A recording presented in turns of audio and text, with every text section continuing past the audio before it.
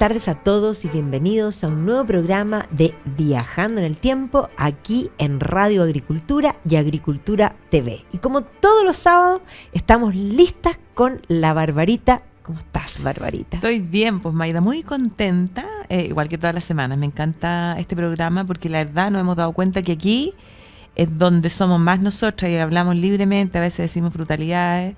Pero lo pasamos bien. Sí, no, lo pasamos muy bien y lo rico es encontrarse con gente que escucha y ve el programa. Sí, pues. Harta gente. Sí, así que mandarles primero saludos a todos aquellos que nos siguen en esta aventura por la historia, porque además hoy día vamos a, pensando que en esta semana estábamos celebrando el Día de Italia, bueno, vamos a hablar de Italia, que en realidad es una entidad bastante nueva, pero es una entidad también, una realidad bastante vecchia, podríamos decir. Exacto, inmensamente vieja. Entonces, claro, como nación nueva, 1861, ya la unión total con capital Roma, 1870, pero en realidad hay una existencia anterior, culturas, una diversidad, una riqueza cultural que explica lo magnífico que es Italia hoy. Sí, pues porque si hay algún lugar en Europa donde de verdad uno puede encontrar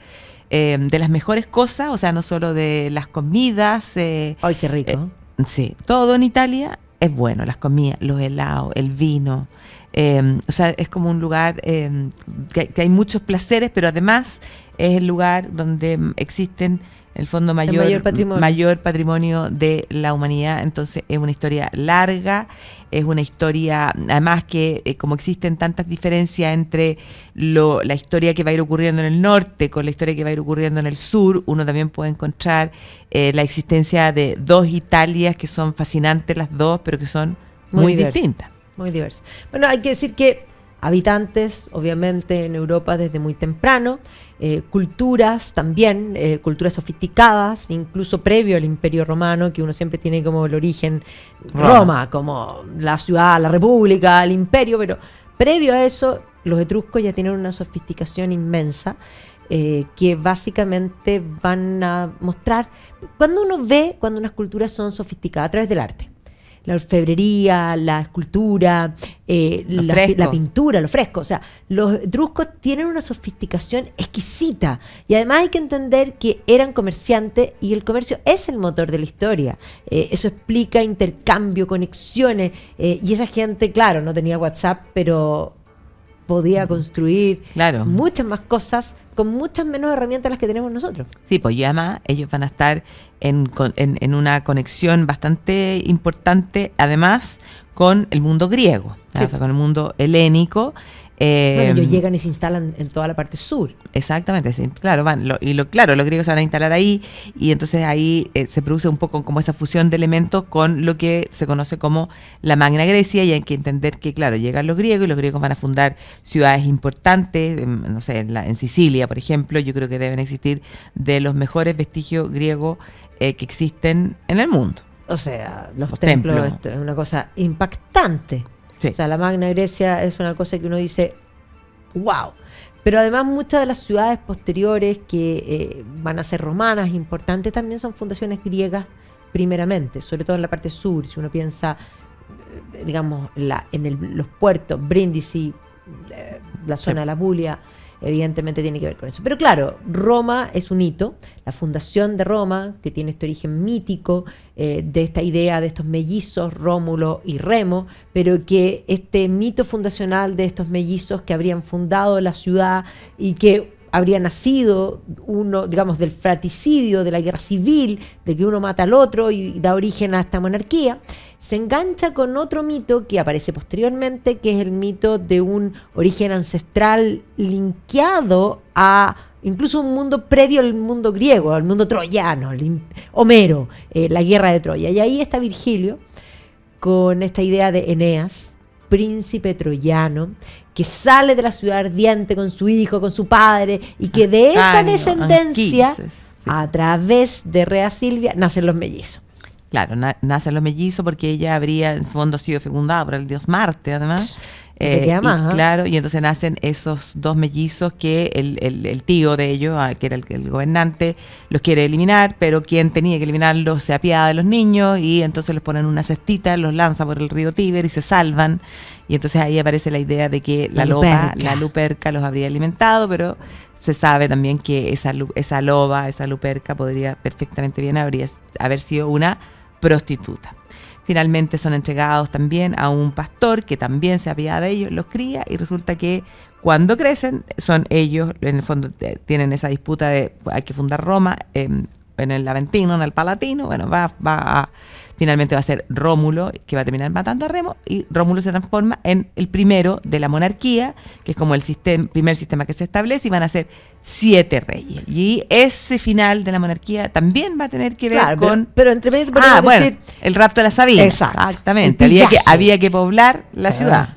Y para eso el pillaje, y entonces miraron a los vecinos, a los sabinos, los invitan a un banquete, corre el vino, y entonces cuando eso ocurre vienen los enfrentamientos, porque lo que querían era raptar a las mujeres.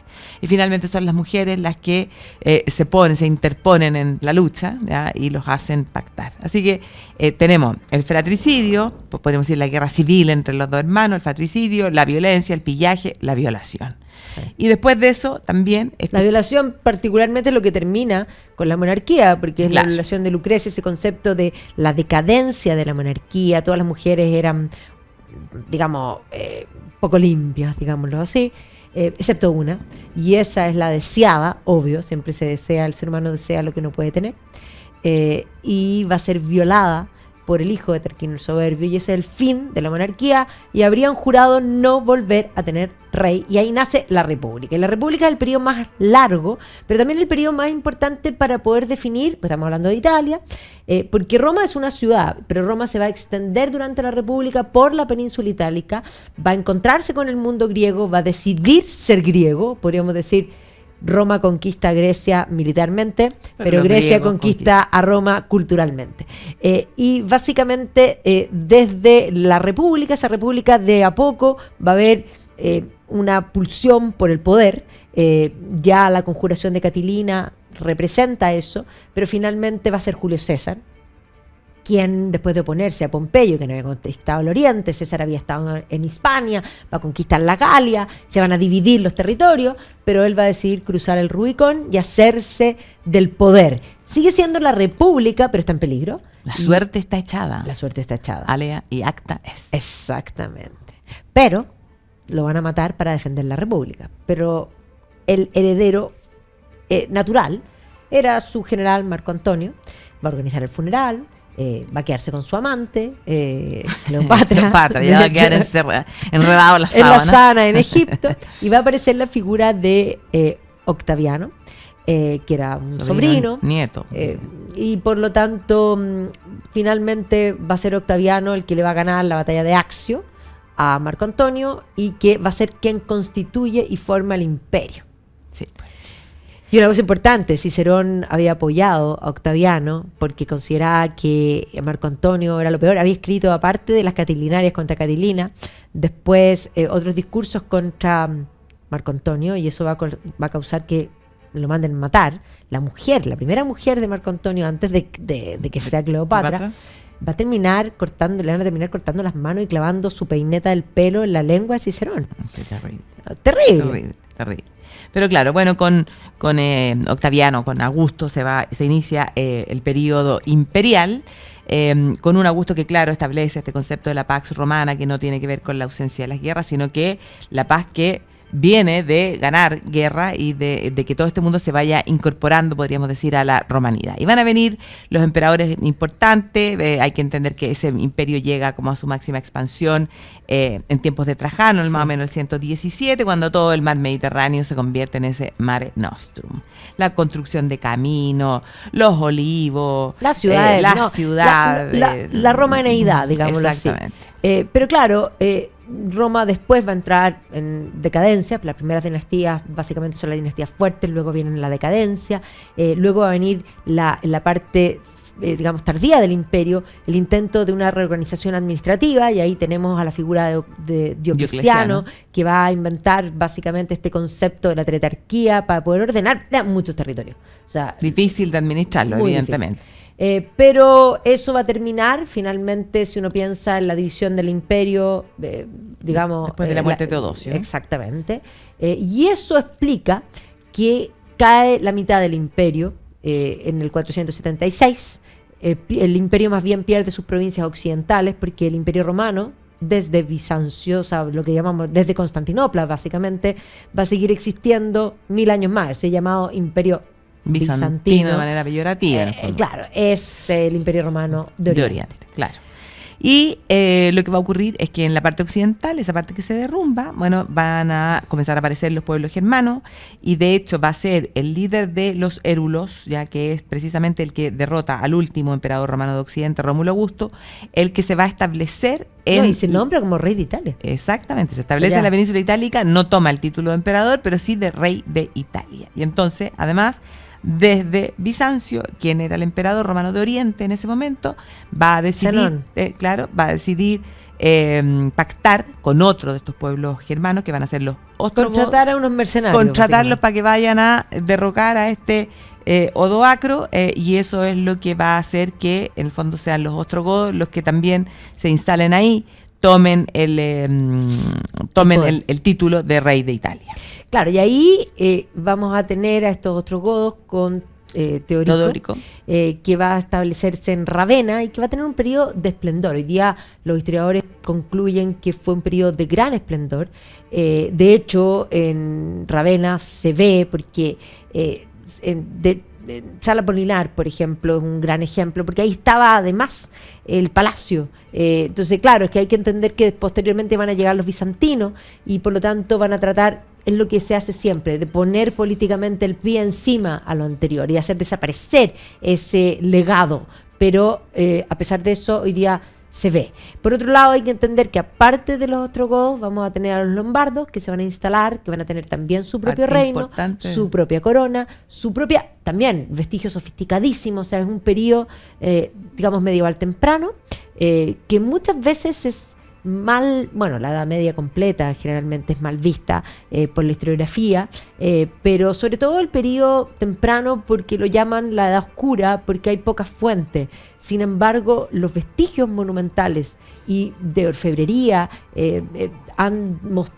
son evidencia de la sofisticación que tenía esa gente. Sí, pues la corona de los lombardos. La corona de los lombardos es algo realmente extraordinario. Entonces, claro, los lombardos están establecidos en la parte más norte, van a tener la capital en Pavía, de hecho, y van a ir pasando dos cosas paralelas. Por un lado, estos lombardos van a ir enfrentándose a el Papa, que estaba instalado, podríamos decir, en lo que había sido la donación de Constantino, que luego había reafirmado el rey de los francos, que era Pipino, y empieza ese enfrentamiento. Pero por otro lado, previo a que, claro, aparecen los bizantinos, entonces como que los territorios van a estar compartidos entre bizantinos y lombardos, porque los bizantinos, sobre todo en tiempo...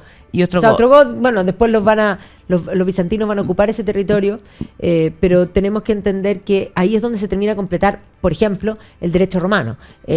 Porque uno siempre dice, Roma que nos dejó, considerando que Roma cayó en el 476. Pero cuando Roma cae, las provincias occidentales caen en el 476, el derecho romano no está completado. No, claro, va a ser en la época de Justiniano, que es la época de mayor esplendor, podríamos decir, de este imperio bizantino, y además Justiniano va a enviar a sus generales, a Belisario, a intentar recuperar gran parte de lo que había sido el imperio romano de Occidente, y de hecho lo va a lograr. Van a estar la presencia en bizantina en Sicilia como de 400 años, y los bizantinos dejan precisamente en la península itálica lo que hoy día es los vestigios más impresionantes, y es lo que a uno le permite imaginar cómo habrá sido el imperio Bizancio, cómo habrá sido Constantinopla, cómo habrá sido Santa Sofía. O sea, hoy día Santa Sofía se ha perdido porque, claro, como mezquita islamizada se ha borrado gran parte de lo que era ese arte. Pero si uno piensa en Ravenna, San Vitale, es alcanzar el cielo con ese arte. No, impresionante. Pero hay que entender que sí, lo que tú contabas con respecto al Papa va a ser que el Papa va a favorecer dentro del reino de los francos en el tiempo a los carolingios. Son esos carolingios los que posteriormente, a través de la figura de Carlomagno, van a extender esta idea de este reino cristiano, y por lo tanto va a ir forjando lo que va a ser el primer imperio cristiano. Pero va a conquistar a los claro, el Papa les pide ayuda. De hecho, le pide ayuda primero a Pipino y después a Carlos. Y de hecho, la ayuda que le presta el Papa a Pipino es lo que le permite cuando Pipino le dice, bueno, ¿quién tiene que reinar? Claro, ¿El que reina o yo? Y entonces el Papa dice, págueme. obvio, tú. Obvio. Y entonces ahí se produce el cambio a la dinastía de los carolingios. Y después Carlomagno va a derrotar a los lombardos. Carlomagno, muy inteligente, no es que anexe el territorio o lo integre a los carolingios. Rey de los lombardos. Reconoce que existe el reino lombardo y él se corona como rey de los lombardos y se pone esa Pero corona. después se nombra emperador por el Papa en San Pedro, que ya existía, que es la basílica original. Entonces tenemos este concepto de la cristiandad y la necesidad de incorporar a Roma como un elemento fundamental de este occidente cristiano. Pero vamos a un comercial y volvemos.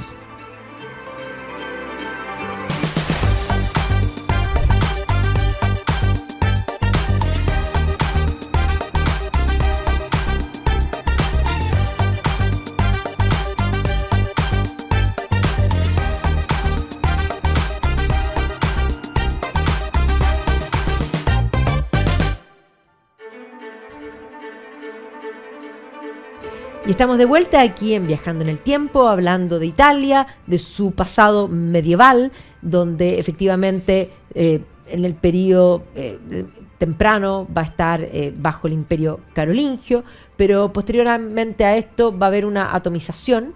De hecho, Italia como tal, después del Imperio Romano, va a ser una atomización. Ya hablábamos del reino lombardo, de los otros reinos coexistentes, de la figura del Papa, que va a ir constituyendo este mosaico, que si uno lo mira en la época medieval, va a ir apareciendo un sur que va a ir tomando cierta forma, particularmente desde el siglo XI en adelante, porque la presencia del Islam va a hacer que el papado pueda buscar quién lo pueda ayudar, y ahí van a aparecer los normandos. Y los normandos eran vikingos que se habían instalado en el norte de Francia, en lo que era el ducado de Normandía. Como dice el historiador Norwich, tenían muchos hijos y no alcanzaba el territorio para todos. Pero claro, la figura de Roberto Guiscardo, quien va a ir a pelear, buscar dónde puede conseguir territorio, y que va a lograr ser nombrado conde de Calabria y la Puglia. Y luego va a llamar a su hermano, Roger, y juntos van a conquistar Sicilia, y eso va a permitir unificar la parte final de la bota en lo que es este reino normando, que va a ser un reino excelso y magnífico. Así es. Sí, un ejemplo de verdad de que ahí se pudo dar la convivencia pacífica de las tres religiones, se pudo, o sea, un punto de nexo impresionante, que es que la riqueza que de Sicilia, que todo ocurrió, todo se puede explicar desde Sicilia.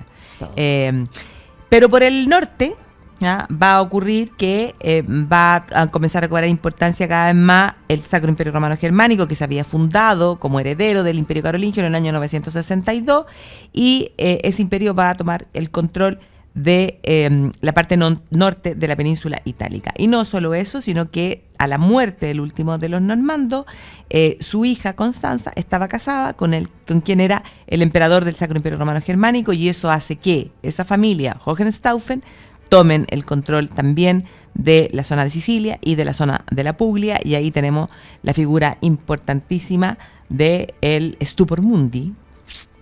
Federico II de Hohenstaufen, que de hecho va a nacer en Sicilia.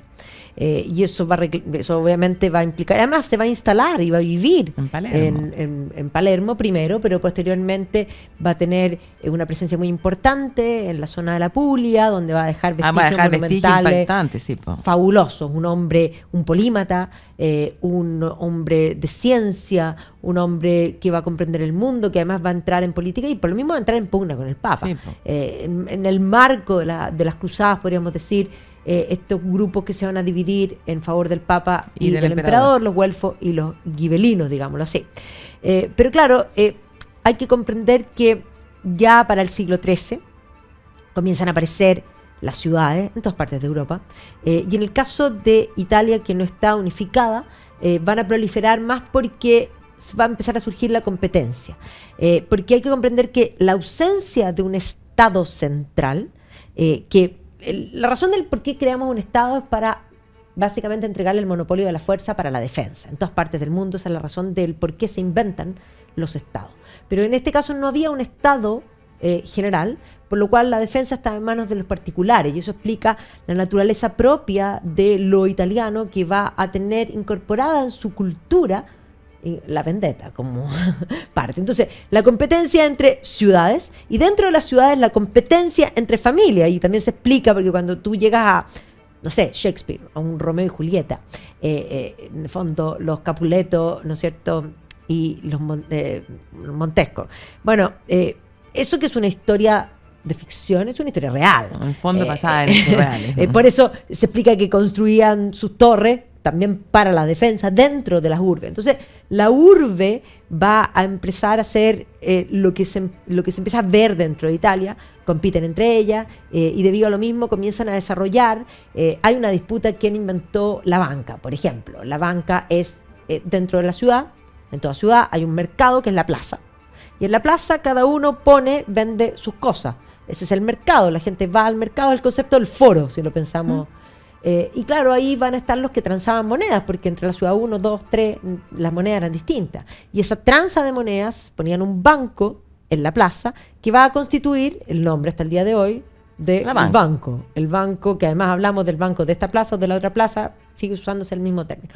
Siena se dice que es el primer banco, pero claramente dentro de esto van a surgir familias de banqueros, por ejemplo los Medici, que van a alcanzar una fortuna importante. Pero para poder entender cómo eso se gesta, el siglo XIII se forma en la ciudad, hay que comprender que entre medios tenemos la peste, y la peste va a implicar la muerte de la mitad de la población, la redistribución básicamente de los recursos habibles, o sea, la torta es de este porte, se muere la mitad, se la reparten entre menos, sí, pero además muchos se mueren todos y por lo tanto caen fortunas sobre personas que, digamos, que nunca habían tenido dinero. Los salarios reales, digamos, crecen, porque es una cosa lógica, no hay a quien contratar, y eso va a explicar súmale, por una parte, la competencia, en la noción de la muerte presente, que va a implicar que no solo haya dinero habible, sino que gente dispuesta a gastar. Y eso explica el renacimiento. Entonces, claro, y en ese renacimiento, aparte de las ciudades, van a aparecer nuevas familias que se van a hacer de dinero, entre ellos los Medici, en Florencia, pero no solamente ellos, sino que los Sforza, los Gonzaga en Mantua, los Montefeltro, en Urbino, el propio los Borgia, que están en el Estado Pontificio. Exactamente, todas esas familias representan muy bien esa competencia y el hecho de que estos personajes además van a tener el dinero disponible, como por ejemplo para ser mecenas y comenzar a gastar en arte, y eso explica lo que es el Renacimiento. No, y otra cosa, eran todos nuevos ricos. Claro. Y los nuevos ricos hay que siempre tienen que mostrar la plata, o sea, mientras más muestran, es porque las platas son más nuevas. Sí, pues y ahí va, tal vez uno de los mejores ejemplos es lo que ocurre, no sé, pues Sandro Botticelli, por ejemplo. Bueno, todos los grandes del Renacimiento, pues uno piensa Leonardo, bendito competencia que se trasladó a las artes, porque lo que dejó el legado es una maravilla. O sea, piensa tú, no sé, los Gonzaga, que van a terminar contratando a Mantegna para que les haga la sala a los esposos, o la cámara picta, como se llama, que es una maravilla, pero claro, ¿qué es lo que querían ellos? Impresionar al resto. Y además, si este lo tiene, yo tengo que tenerlo mejor. Y dos más. Claro, impresionar al resto y impresionar a ¿cómo se llama? Las generaciones venideras, porque nosotros estuvimos ahora hace poquito ahí, y de verdad que uno queda con la boca abierta. Los Gonzaga, además los Gonzaga eran platas totalmente nuevas, que se van a casar, de hecho los Borgias también, una dinastía española que va a casar muy bien, era el Papa, pero tenía hijos, varios. Lucrecia se va a casar con todos, pues ahí. Bueno, claro, era... Así que, bueno, sí, pues. Y nosotros estuvimos, ¿te acordás? Y cuando estuvimos en el... de Aldo Brandini. Sí, con la familia Aldo Brandino, coleccionaban cosas y tenían como una especie como de balcón. El balcón. Sí, que era de Lucrecia Borgia, y ahí nos subimos nosotros, nos dejaron. Tenemos una foto ahí, ¿no? Sí. Hoy que hemos vivido cosas entretenidas. Sí. Pero bueno, eso es ese periodo de cambio que efectivamente es lo que además va a dejar no un legado artístico simplemente, sino que además la proliferación de la imprenta, que en Italia va a haber más imprentas, porque la competencia, la Ciudad 1, la 2, la 3, todos tienen imprenta. La mayoría de los incunables, que son los libros hasta el año 1500, se producen en Italia. En Alemania también, porque hay que meterle a Lutero, un poco como Lutero rompe en 1520, pero sí, hay que meterle la reforma. Y efectivamente la mayoría es latín, pero ya hay italiano, o sea, Boccaccio escribe en italiano. Sí. Y el italiano como tal nace desde antes del siglo XIII. Dante es el que toma digamos, la Divina Comedia, lo escribe en este lenguaje del toscano, que se va a convertir en el futuro italiano. Y por eso el humanismo mira a Dante, Petrarca, Boccaccio. Considerado más como el padre de la lengua italiana. Sí. Entonces todos miran, todos evocan a la figura de Dante. Así que es un periodo donde están pasando muchísimas cosas y hay que entender que, bueno, Milán ya es uno de los focos importantes, pero el gran problema va a ser que Milán en un determinado momento va a pasar a manos de los franceses, lo que va a complicar, por un lado, la vida de Leonardo. Sí, porque Leonardo estuvo 17 años en Milán. Claro, la vida de Leonardo. Pero también complica la cosa política, porque estamos precisamente en un momento, si llegamos, nombraste el año 1520, Lutero, el año de grandes reyes, pues hemos hablado aquí en varias ocasiones desde distintos puntos de vista de ese momento en el que tenemos a Carlos V, Carlos I, que tenemos a Enrique VIII, que tenemos a Francisco I, y que además se ven amenazados por el turco, por la presencia, en el fondo por la llegada además de Soleimán el Magnífico, el más grande de los sultanes, que todos los años amenaza con hacer avanzar el Islam. Bueno, de hecho, la disputa política entre Carlos V y Francisco I va a hacer que Francisco I termine aliándose con el turco, y estas mismas guerras van a terminar haciendo que las tropas de Carlos V terminen saqueando Roma. Se va a aliar con el turco, y después no solo se va a aliar con el turco, sino que el propio Papa también va a empezar a sentir temor del poder que tiene Carlos I, y le va a pedir ayuda al rey francés, y se va a aliar con el rey francés, y entonces finalmente Carlos V va a entrar con sus ejércitos alemanes y españoles y van a terminar saqueando Roma. El Papa va a quedar en fondo, va a tener que quedar prisionero, y bueno, después para resolver, y además eso en el medio de que Carlos V había sido electo emperador, pero no había tenido la coronación imperial, o sea, pasan 10 años, 1520 elegido y es coronado en 1530 en Bolonia. Sí. Entonces, tuvo que producirse podríamos decir, la reconciliación entre el Papa y el emperador. Exactamente. Así que, claro, es un periodo complejo, pero en realidad cuando nosotros vemos Italia como tal, comienza a aparecer, porque aquí hay que entender ciertos conceptos que estaban en el ambiente, pero sin duda el que va a irrumpir para cambiar todo va a ser Napoleón. Sí. ¿Ya? Porque efectivamente la ilustración italiana algo va a hablar del tema, pero la ilustración francesa va a expandir, digamos, sus ideas. Napoleón es un hijo de la revolución que va a terminar conquistando Italia y le va a encantar Italia. Ya, le va a encantar Italia. Él, cuando conquista la primera de Italia, fonda la República Cisalpina, toma a estos ilustrados, de hecho a Melzi, digamos, italianos que tenían esta añoranza de este término, lo pone ahí, pero posteriormente en 1804, cuando se corona emperador, él siempre dijo, Napoleón se consideraba italiano, digamos, por incluso imaginación, decía. Claro. Pero y como que tenía un proyecto para Italia. Tenía un proyecto para Italia, claro. Entonces, cuando ya se corona emperador y ya gana las guerras en el continente, va a cambiar la República Cisalpina, va a sacar a Melzi, va a poner a su hijastro, digámoslo, al hijo de Josefina, a Beauharnais, Eugène Beauharnais, y posteriormente va a poner a todos sus hermanos, va a poner a Elisa, va a poner a Paulina en distintos lugares, en la Toscana, y además las va a casar muy bien además, pero luego va a poner a su hermano José en el reino de Nápoles, que después lo va a sacar de ahí. Hay que pensar que el reino de Nápoles ya a esas alturas... Sí, pues había sido español. Claro, ya era español desde el 1400 y tanto, que lo habían tomado los aragoneses, la dinastía Trastámara, pero después habían estado los Habsburgo, ahora en ese momento estaban los Borbones. Así que saca a los Borbones, pone a su hermano José y después a José lo manda para España, también a enfrentarse con los Borbones, y ahí pone a Joaquín Murat, eso, amigo y cuñado, claro. Y por lo tanto reorganiza toda Italia, queda bajo Francia, con independencias, comillas, pero dependiente. Pero luego cuando nace su hijo, cuando se casa con María Luisa de Habsburgo, lo nombra rey de Roma. Rey de Roma. Rey de Roma. El aguilucho, sí. Y una cosa bien importante, Napoleón se va a enfrentar al Papa, sin duda, lo va a terminar tomando hasta preso, pero cuando Napoleón cae en 1815, por una parte, el Papa le va a dar albergo a toda la familia Bonaparte. El pobre rey de Roma queda en Roma, muere en Roma y ahí quedó. Pero claro, hay que entender que esta irrupción de Napoleón va a despertar aún más ese sentimiento y esas preguntas, porque la figura de Paoli, que era corso igual que Napoleón, es el primero en hablar de el idioma de los italianos, del concepto italiano. Somos corsos, pero somos italianos por lenguaje. Y esta teoría del lenguaje va a cuajar en el romanticismo italiano, un poco el mismo proceso que se da en Alemania, este concepto del ethos italiano, que va a empezar a crecer. Y donde además va a surgir otro elemento que los va a unir, esta idea del lenguaje, pero por otro lado también... El lado antinapoleónico.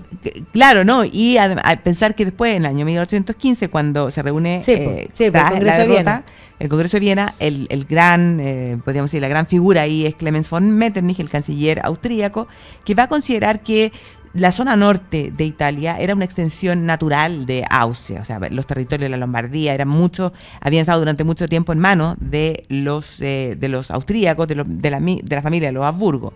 Y entonces ese sentimiento anti-austriaco también le va a dar ímpetu a esta idea de una Italia unificada, y se van a comenzar a dar las guerras por la independencia, y va a comenzar a cobrar fuerza ese movimiento que se conoce como el Risorgimento. Bueno, el Risorgimento parte desde 1815, básicamente va a estar empapado de las ideas del socialismo, porque la figura clave inicial es Mazzini, y Mazzini se ha empapado de las ideas socialistas que estaban en el ambiente, por lo tanto, en los procesos de lo que son las revoluciones de 1830 y 1848. Entonces, de hecho, él va a crear un movimiento que se llama la Giovane Italia, la Joven Italia, y él añoraba una independencia en una república. Y de hecho, él va a fundar la Primera República en 1849, que básicamente no va a alcanzar a ser, mayormente porque van a iniciarse las guerras. Y esas guerras que ellos hablan de la guerra de la independencia, pero ¿independencia de qué? Si no era un país. No había sido nunca una sola nación. Entonces, claro, ahí va a aparecer la figura de Garibaldi, que va a estar también peleando, revolviendo el gallinero. Y básicamente todo esto va a cambiar cuando aparece la cabeza del movimiento, que va a ser el conde Camilo de Cavour. Camilo Benso de Cavour, que es el primer ministro del Piamonte. El Piamonte es el reino que lleva la delantera en toda la industrialización, y por lo tanto tiene el dinero suficiente, es un reino. Ha reorganizado el ejército, y por lo tanto él dice, bueno, sí, unificación, yo me cuadro, pero esto va a ser una monarquía. Claro. Y vamos a ser nosotros. Y bueno, la verdad es que Garibaldi dice que sí, y eso hace que Mazzini quede detrás, básicamente, en el proceso. Y además fue muy hábil, porque él se va a intervenir en la guerra de Crimea, ayudando a los franceses, luego va a participar de la paz, lo que va a hacer que sobre la mesa de Europa se ponga el problema italiano, que no era un problema, va a crear el problema italiano, y eso va a permitir posteriormente que Garibaldi, con sus camisas rojas, con todo el movimiento romántico, la propaganda, podríamos decir, bueno, todo lo que es la cultura. O sea, piensa tú que en el marco de estas guerras de la independencia, Verdi compone su Nabucco. Y el Nabucco es el himno político de la unificación italiana. Es lindo, el Vapenciero. Sí. Es lindo, pero es político. Entonces, la gente no entiende eso. Yo te juro que yo sé que tú te estás riendo porque yo te lo he dicho varias veces. Es que yo sé lo que vas a decir. Es que hay mucha gente que se casa con el Vapenciero, que yo lo encuentro muy lindo, pero es que hay que entender ¿qué es lo que estás haciendo? Eso es como casarse con la marsellesa. Claro, lo que pasa es que la gente lo elige. Por lo lindo. O sea, partiendo porque te ofrezcan. Sí, te lo ofrecen. La mayor ignorancia parte de quienes, de los coros que te lo ofrecen como. Porque es oreja, po. Porque es lindo, como música, es muy bonita, pero sin entender lo que la letra significa, el contexto, lo que hay detrás. Por eso, es como casarse con la marsellesa. Una marcha militar. Sí, pero así que bueno, por la patria, ¿no? No, es lindo, pone los pelos punta. De punta, una maravilla. Pero eso va a servir, el arte va a estar al servicio de la creación del concepto de la unificación. Pero vamos a comerciales y volvemos.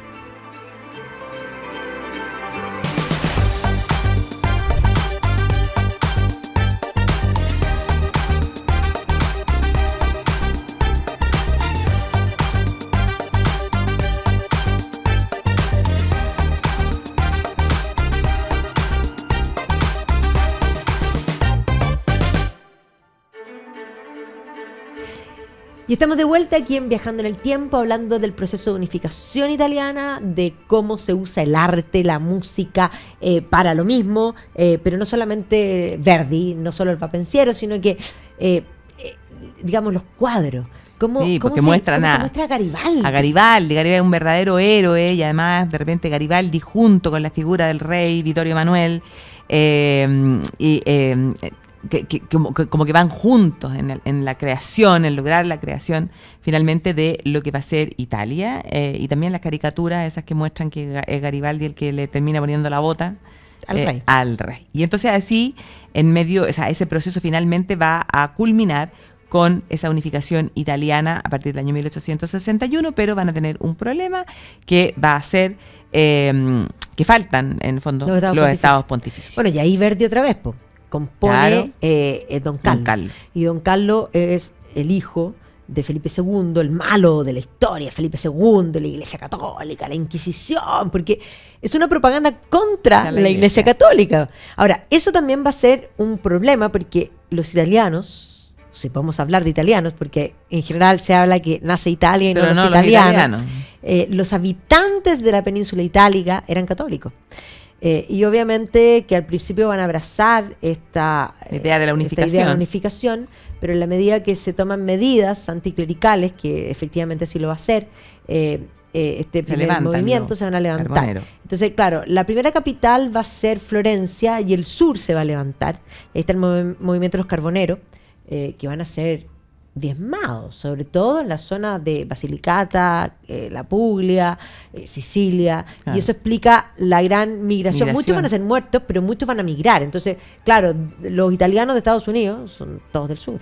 Sí. Los italianos de Buenos Aires, o sea, de Argentina, son todos del sur. Y ahí es donde se van a concentrar, porque esa es una época en que esos dos países han crecido mucho. Entonces, cuando tú ibas a emigrar de Europa, era como, ¿a dónde me voy? ¿A Buenos Aires o a Nueva York? Era como lo mismo, claro.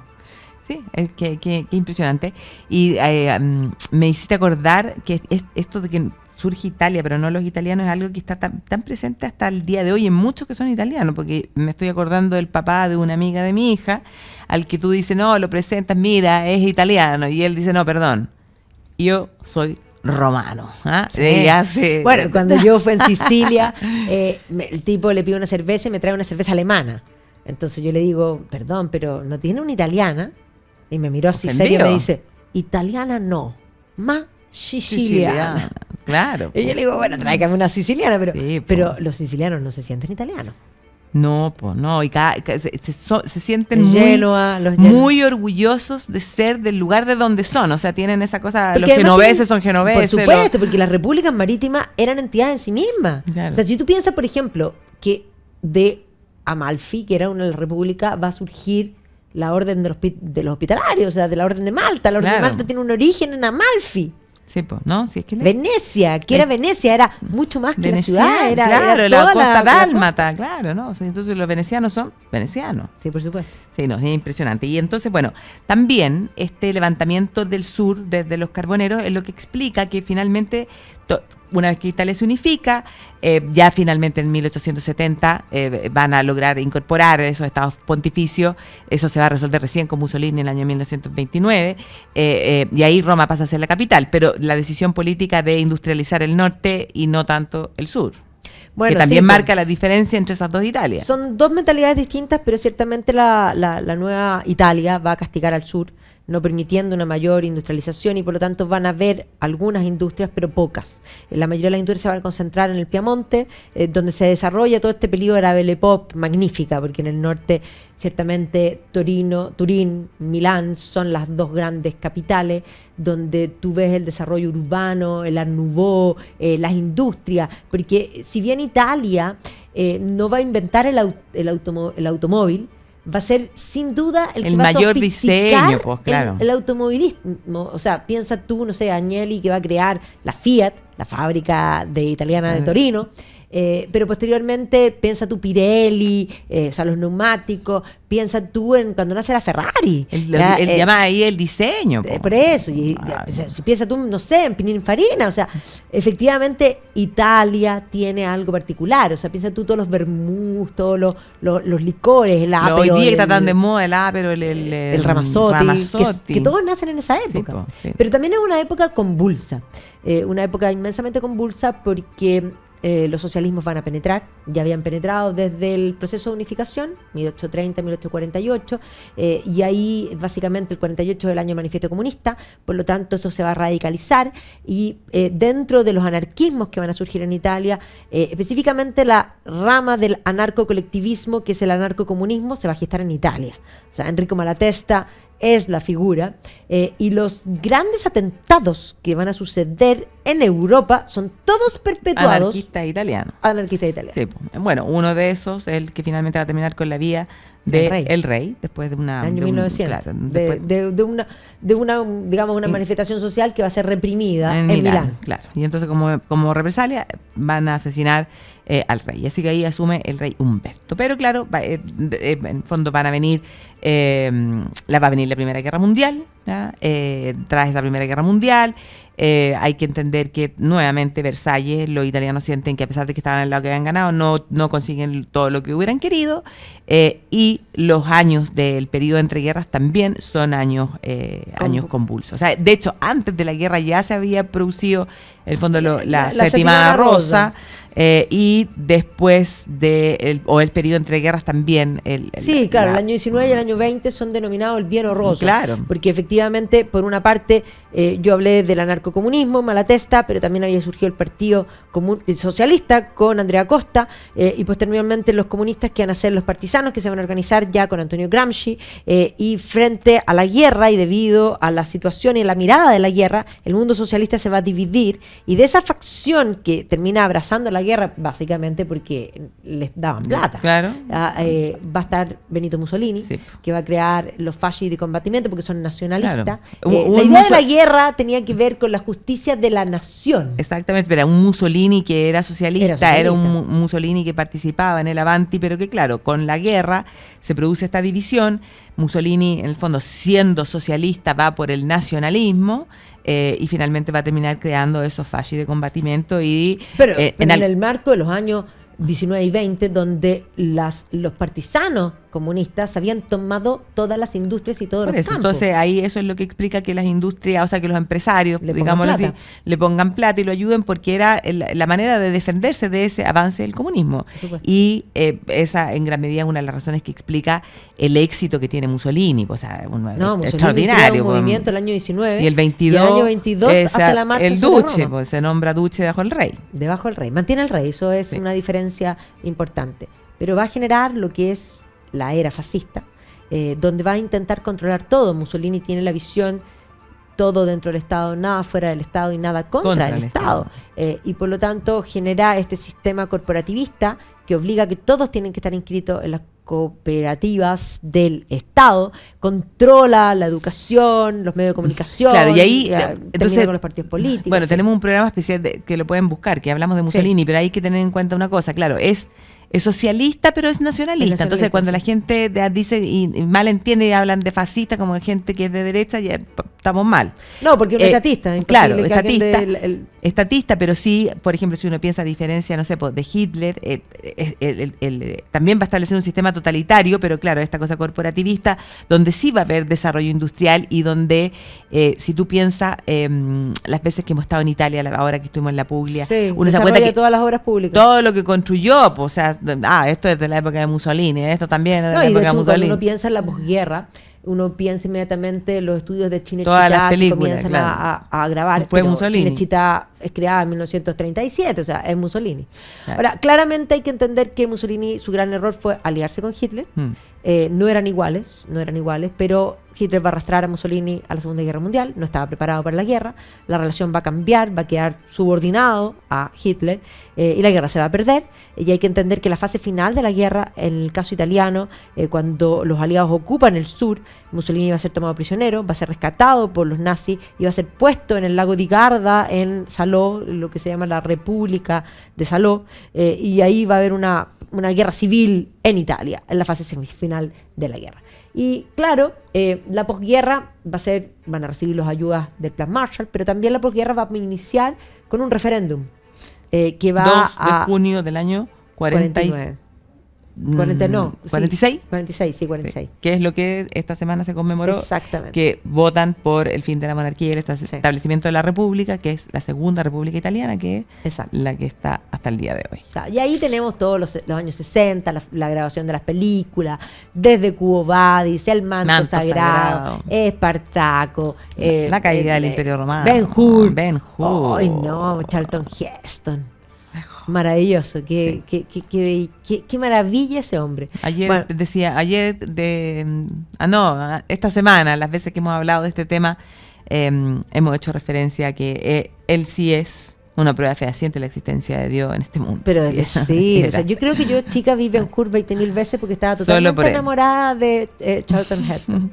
Es que es magnífico. Y no sé si tú viste una que se llama La agonía y el éxtasis, que es un pedazo de la novela de Irving Stone, esta película, solamente la parte de la relación Papa y Miguel Ángel, y él hace de Miguel Ángel. Ahora Miguel Ángel era bien feo, pero Charlton Heston, espléndido. Pero claro, es una época de, además, el Concilio Vaticano II, pero finales ya de los 60 son convulsos nuevamente, las ideas de izquierda van a penetrar, hay que entender que va a gobernar principalmente la democracia cristiana, pero la oposición es el Partido Comunista.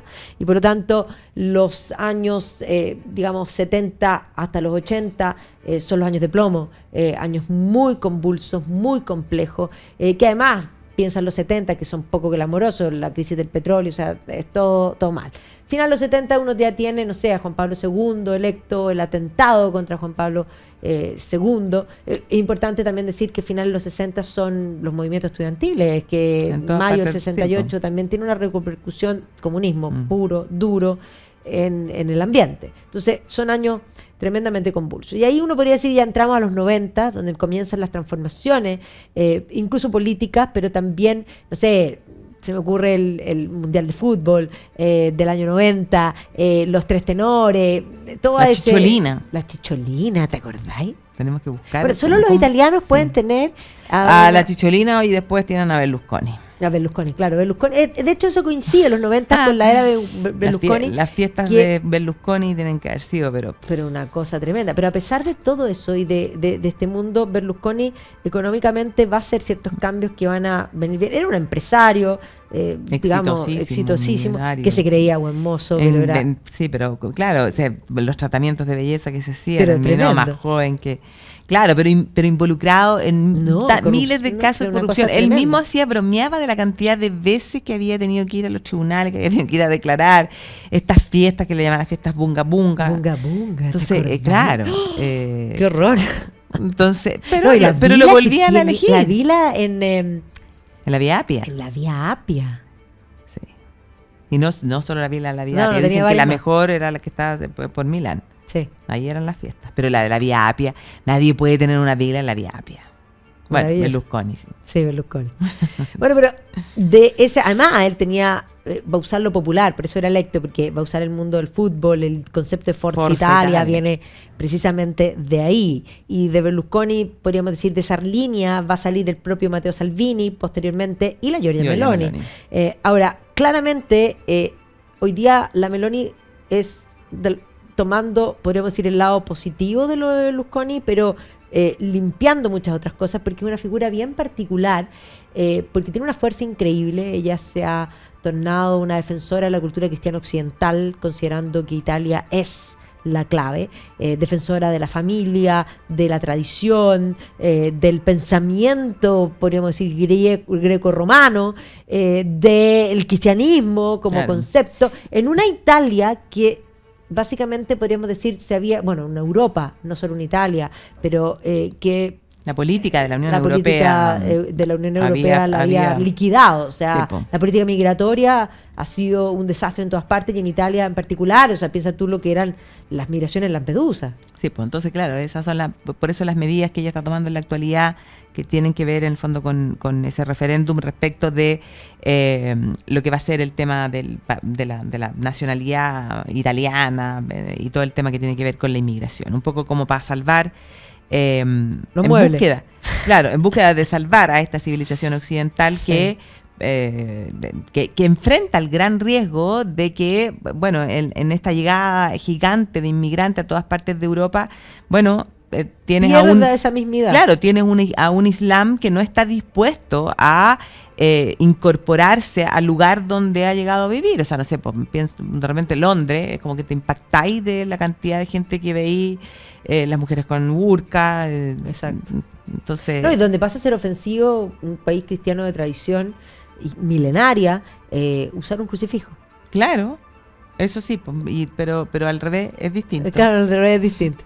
Pero bueno, en fin, Italia es un país magnífico donde se pasa bien. Apareció Miguel Iglesias. Donde además se come increíble. Fue lo mejor, sí.